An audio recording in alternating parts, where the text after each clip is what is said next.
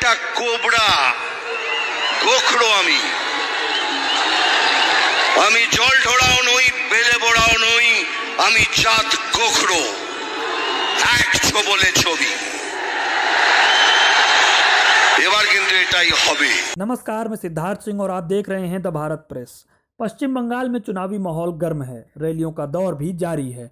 आज 7 मार्च को जहां ममता बनर्जी ने गैस के बढ़ते दामों पर पदयात्रा निकालकर केंद्र सरकार पर निशाना साधा, वहीं प्रधानमंत्री नरेंद्र मोदी ने भी ब्रिगेड ग्राउंड की रैली में टीएमसी सरकार को घेरा। इसी के साथ मशहूर फिल्म अभिनेता मिथुन चक्रवर्ती भी बीजेपी में शामिल हो गए। क्या रहा बंगाल चुनाव में, जरूर बताएंगे, लेकिन पहले दिन की बड़ी सुर्खियां। भारत में फिर से बढ़ रहे हैं कोरोना के मामले, केंद्र सरकार चिंतित। भारत में कोरोना के मामलों में पिछले कुछ दिनों में उछाल देखने को मिला है। लगातार 2 दिनों से 18,000 से भी अधिक मामले दर्ज किए गए हैं। स्वास्थ्य मंत्रालय ने रविवार सुबह 8 बजे नए आंकड़े जारी किए। इसके अनुसार देश में पिछले 24 घंटे में संक्रमण के नए 18,711 मामले आए और 100 लोगों की मौत हुई। मृतकों की संख्या बढ़कर 1,57,756 हो गई है। इससे पहले 29 जनवरी को संक्रमण के नए मामलों की संख्या 18,855 थी। इसके साथ ही देश में वैक्सीनेशन की प्रक्रिया भी चल रही है। 1 मार्च से देश में सभी के लिए वैक्सीन भी उपलब्ध है। निजी अस्पतालों में इसकी कीमत 250 रुपये रखी गई है।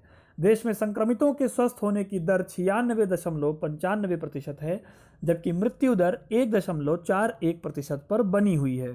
केंद्र सरकार ने जिन राज्यों में मामले बढ़ रहे हैं, उन्हें टीकाकरण तेज करने के निर्देश दिए हैं। पंजाब और महाराष्ट्र में सरकार ने विशेष टीमों को भेजा है, जिन्हें टेस्ट और टीकाकरण बढ़ाने की जिम्मेदारी दी गई है। 20 साल बाद निर्दोष साबित हुए यूएपीए के 127 आरोपी, कोर्ट ने किया रिहा।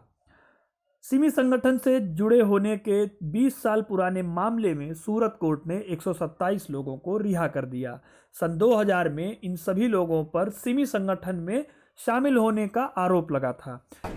हम ये क्वेश्चन पुटअप करना चाहते हैं फैसले में कि अगर सिस्टम के गुनाहों को इस तरह 20-20 साल रगड़ कर अगर जस्टिस देता भी है तो उसके जो लॉसेस है उसको कैसे कंपनसेट मारें। इन लोगों में से उन्होंने 5 की मौत भी हो चुकी है। अपने फैसले में कोर्ट ने यह कहा कि अभियोजन पक्ष इस बात को साबित नहीं कर पाया कि आरोपी सिमी संगठन से जुड़े हुए थे। गिरिराज सिंह ने दिया विवादित बयान, अधिकारियों को पीटने की बात कही। बेगूसराय में एक सभा को संबोधित करते हुए गिरिराज सिंह ने कहा कि अधिकारी अगर आपकी बात नहीं सुनते हैं तो आप उन्हें लाठी से मारिए। गिरिराज सिंह ने एक सभा को संबोधित करते हुए ये कहा कि किसी अधिकारी को ना हम नाजायज काम करने के लिए कहते हैं, ना किसी अधिकारी के नंगे नृत्य को बर्दाश्त करते हैं। आगे उन्होंने कहा कि सांसदों को कागज भेजने की बजाय कोई भी अधिकारी हो, आप अच्छी बात ले जाएं, मनोबल ऊंचा रखिए। अगर आपकी बात ना सुनी जाए तो दोनों हाथों से बांस की लाठी से आप मारिए। अगली खबर गुजरात से। गुजरात में हार्दिक पटेल ने दिखाए बागी तेवर, कांग्रेस के आला कमान पर साधा निशाना। गुजरात निकाय चुनाव में कांग्रेस की करारी हार के बाद हार्दिक पटेल के स्वर बागी हो गए हैं। उन्होंने कहा कि इस हार की जिम्मेदारी उनकी नहीं है, क्योंकि एक भी सीट के बारे में उनसे राय नहीं ली गई।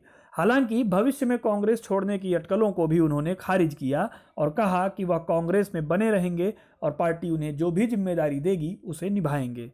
उन्होंने केंद्रीय नेतृत्व की चुनाव को लेकर समझ पर भी सवाल उठाए और कहा कि हम विपक्ष के तौर पर जनता का विश्वास हासिल करने में फेल हो गए। ममता बनर्जी ने निकाली पदयात्रा, महंगाई के विरोध में सिलेंडर पहनकर किया विरोध। एक और जहां प्रधानमंत्री ने ब्रिगेड ग्राउंड से अपनी पहली रैली को संबोधित किया, वहीं दूसरी तरफ मुख्यमंत्री ममता बनर्जी ने भी महंगाई के विरुद्ध सिलीगुड़ी में मोर्चा निकाला। सिलेंडर लेकर महिलाओं के साथ मोर्चे में शामिल ममता बनर्जी ने खुद एक पोस्टर नुमा जैकेट पहन रखा था। इस जैकेट पर सिलेंडर बना हुआ था। यह रैली गैस कीमतों के विरोध में निकाली गई और सफदर हाशमी चौक पर समाप्त हो गई।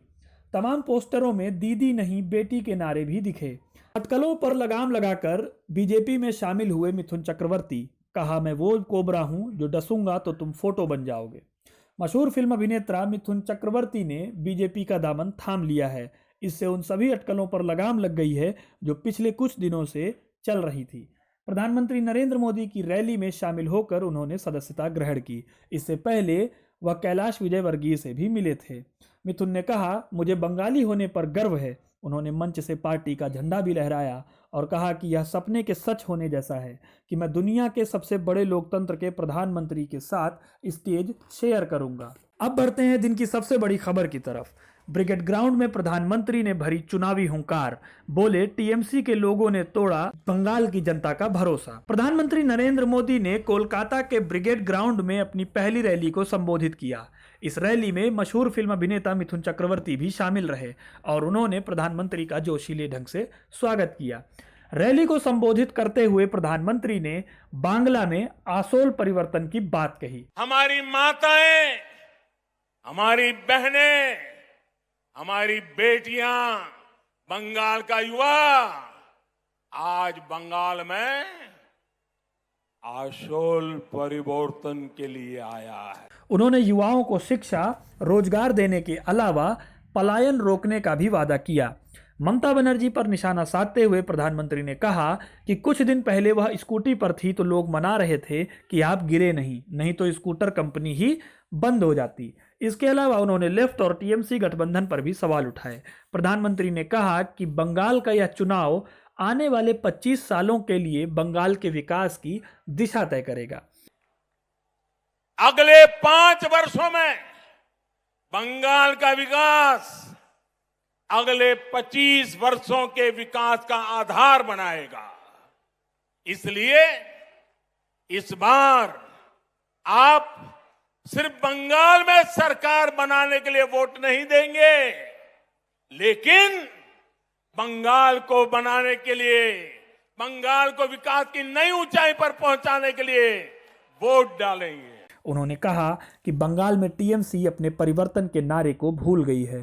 साफ नीयत और नीति से ही बंगाल का विकास संभव है।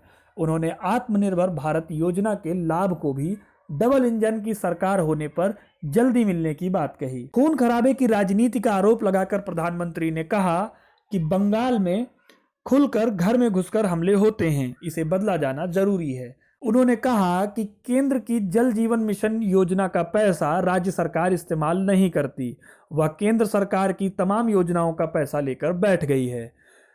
प्रधानमंत्री ने कहा कि वो गरीबी में पले बढ़े हैं और गरीब ही उनके दोस्त हैं। गरीबों के लिए वह ज्यादा से ज्यादा काम करना चाहते हैं। गौरतलब है कि बंगाल में चुनावों की घोषणा हो चुकी है। 8 चरणों में होने वाले चुनाव की घोषणा से ही सियासी माहौल गर्मा गया है। टीएमसी और बीजेपी दोनों ही पार्टियां चुनाव में पूरी ताकत के साथ मैदान में हैं। एक ओर जहां ममता बनर्जी पर अपनी कुर्सी बचाने की चुनौती है, वहीं दूसरी ओर बीजेपी बंगाल में अपनी सियासी जमीन खोज रही है। ये थी आज की बड़ी खबर। ऐसी ही तमाम जानकारियों से जुड़े रहने के लिए द भारत प्रेस को सब्सक्राइब करना ना भूलें। धन्यवाद।